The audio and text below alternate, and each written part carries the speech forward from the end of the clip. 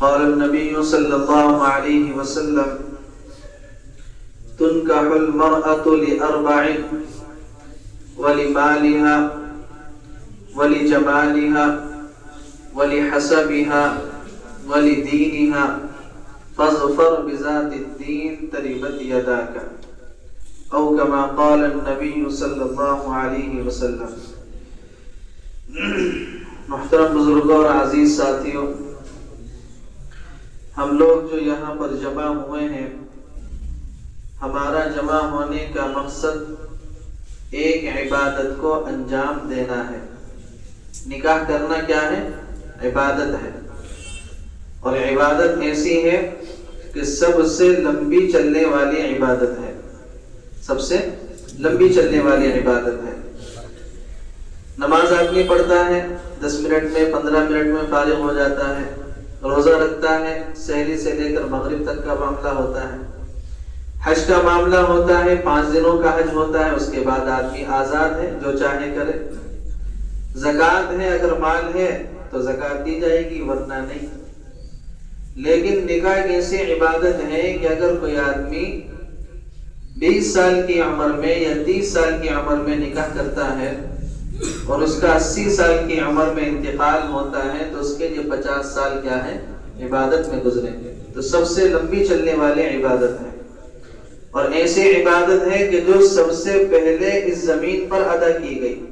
حضرت آدم علیہ السلام کو جو اللہ نے پیدا کیا تو انہوں نے نہ نماز پڑھی، نہ روزہ رکھا، نہ حج کیا، نہ زکوٰۃ دی، کچھ نہیں کیا۔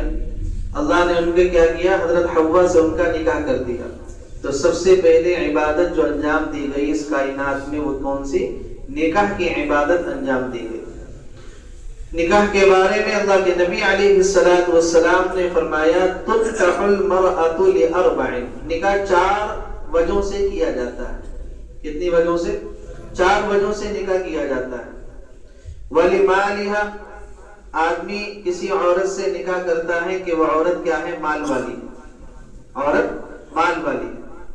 وَلِجَمَالِهَا، یا آدمی کسی عورت سے نکاح کرتا ہے اس کی خوبصورتی کی وجہ سے۔ وَلِحَسَبِهَا، یا آدمی کسی عورت سے نکاح کرتا ہے اس کے خاندان کی وجہ سے۔ وَلِدِينِهَا، اور اللہ کے نبی نے فرمایا یا آدمی کسی عورت سے نکاح کرتا ہے اس کے دیندار ہونے کی وجہ سے۔ 4 وجہوں سے نکاح کیا جاتا ہے، مال کی وجہ سے، خوبصورتی کی وجہ سے، اور خاندان کی وجہ سے، اور دینداری کی وجہ سے۔ اب اللہ کے نبی علیہ السلام نے کیا فرمایا؟ آپ نے فرمایا فَاظْفَرْ بِذَاتِ الدِّينِ تَرِبَتْ يَدَاكَ، کہ تم ہمیشہ دینداری کو ترجیح دینا، دیندار عورت سے نکاح کرنا، تَرِبَتْ يَدَاكَ، اس سے تمہاری آنکھیں ہمیشہ ٹھنڈی رہیں گی، اس سے تمہاری آنکھیں ہمیشہ ٹھنڈی رہیں گی۔ کہ جب کسی لڑکی کو گھر میں لے کر آؤ گے، جب وہ نماز پڑھے گی، روزہ رکھے گی، قرآن کی تلاوت کرے گی، گھر میں دین کا ماحول بنائے گی، تو اس سے آدمی کو سکون ملے گا، آدمی کو کیا ہے؟ خوشی نصیب ہوگی، اور آدمی کو اس سے کیا ہے؟ آنکھوں کو ٹھنڈک ملے گی۔ اس لیے ایک شاعر نے کہا ہے حسن صورت چند روزہ، حسن سیرت مستقل۔ حسن صورت چند روزہ، چہرے کی جو خوبصورتی ہوتی ہے وہ کب تک کی ہوتی ہے؟ چند دن کی ہوتی ہے۔ 40 سال کے بعد عورت کی جو جوانی ہے وہ ڈھلنا شروع ہو جاتی ہے۔ حسن سیرت مستقل، لیکن جو سیرت کی خوبصورتی ہوتی ہے، دیندار کی جو خوبصورتی ہوتی ہے وہ ہمیشہ ہوتی ہے، مستقل ہوتی ہے۔ تو کہا حسن صورت چند روزہ، حسن سیرت مستقل، اس سے خوش ہوتی ہیں آنکھیں، اس سے خوش ہوتا ہے دل۔ کہ جب عورت جو ہے دیندار ہوتی ہے اور اچھی سیرت کی مالک ہوتی ہے، اس سے دل بھی خوش ہوتا ہے، اس سے آنکھیں بھی خوش ہوتی ہیں۔ ایک حدیث میں اللہ کے نبی نے فرمایا کہ سب سے اعظم النکاح برکتاً ایسرہ مؤونۃ، سب سے بابرکت نکاح وہ ہوتا ہے جس میں خرچہ کم ہوتا ہے۔ اللہ کے نبی علیہ السلام نے مدینے کا ماحول ایسا بنا دیا تھا کہ صحابہ کرام نکاح کر لیا کرتے تھے، اللہ کے نبی کو بھی شریک نہیں کرتے تھے، آپ کو بھی پتہ نہیں چلتا تھا کہ ان کا نکاح ہو گیا۔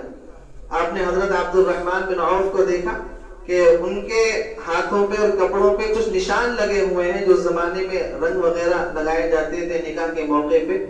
تو آپ نے پوچھا عبد الرحمن نکاح کر لیا؟ کہ جی اللہ کے نبی نکاح کر لیا. کہا کہ اچھا آپ نے فرمایا اولم ولو بشات، نکاح کر لیا چلو ولیمہ کر لو اگرچہ ایک بکری سے ہی کیوں نہ.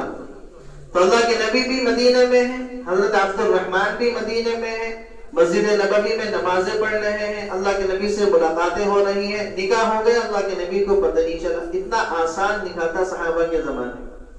ایک واقعہ سنا کر اپنی بات ختم کروں. ایک صحابی کسی گھر کے اندر نکاح کرنا چاہتے تھے، تو گھر کے دروازے کے باہر کھڑے ہوئے. تو ایک دوسرے صحابی کا ادھر سے گزر ہوا، میں کیوں کھڑے ہو؟ کہا کہ میں اس گھر میں نکاح کا پیغام بھیجنا چاہتا ہوں لیکن کوئی مل نہیں رہا، کس کے ذریعے سے نکاح کا پیغام بھیجوں. تو صحابی نے کہا کہ اس میں پریشانی کی کیا بات ہے، تمہارا نکاح کا پیغام میں لے کر چلا جاتا ہوں. تو وہ صحابی گھر کے اندر داخل ہوئے اور کہا کہ باہر جو ہے فلاں فلاں نام کے صحابی کھڑے ہوئے ہیں اور یہ کام کرتے ہیں، یہ ان کا نام ہے، فلاں جگہ رہتے ہیں، وہ آپ کی بچی کے ساتھ نکاح کرنا چاہتے ہیں، آپ ان کے ساتھ نکاح کرنے کے لیے تیار ہو. بچی کے ماں باپ نے کہا کہ ہم ان کے ساتھ تو نکاح نہیں کریں گے، تمہارے ساتھ کر دیں گے، تم تیار ہو؟ ان کے ساتھ تو نہیں کریں گے، تمہارے ساتھ کر دیں گے، تم تیار ہو؟ کہا کہ جی بالکل، نیک کام میں دیر کس بات کی، میں بالکل تیار ہوں. لڑکی کے والد نے وہیں گھر کے اندر نکاح کا خطبہ پڑھا، پہلے لڑکی سے اجازت لی، اس کے بعد اجازت دینے کے بعد دونوں کا نکاح ہو گیا. اب وہ باہر انتظار کر رہے ہیں کہ اندر سے میرے لیے پیغام آئے گا. وہ صحابی جب گھر سے باہر نکلے تو انہوں نے کہا کہ بھائی ہو گئی بات. کہا کہ وہ بات یہ ہے کہ انہوں نے نکاح جو ہے وہ میرے ساتھ کر دیا، انہوں نے اپنی بچی کا نکاح میرے ساتھ کر دیا. تو ان صحابی نے کہا کہ اللہ تعالیٰ تمہیں مبارک کرے، بارک اللہ لک و بارک علیک و جمع بینکما فی خیر. کہا کہ اللہ تعالیٰ تمہیں مبارک کرے، کوئی مسئلہ نہیں، نکاح ہو گیا، ان کو کوئی اعتراض نہیں. ہمارے جیسا اگر ہوتا تو گھر کے اندر گھس جاتا اور کہتا کہ اس کے اندر کون سے سرخاب کے پر لگے ہوئے تھے جو اس کے ساتھ کر دیا اور مجھے منع کر دیا، میرے ساتھ نہیں کیا. لیکن اللہ کے نبی علیہ الصلوۃ والسلام نے مدینے میں ایسا معاشرہ بنایا تھا، آپ نے نکاح کو اتنا آسان کر دیا تھا کہ ہم اس چیز کو سوچ بھی نہیں سکتے. ہم لوگوں نے اتنا مشکل بنا دیا نکاح کو، بہت زیادہ مشکل بنا دیا.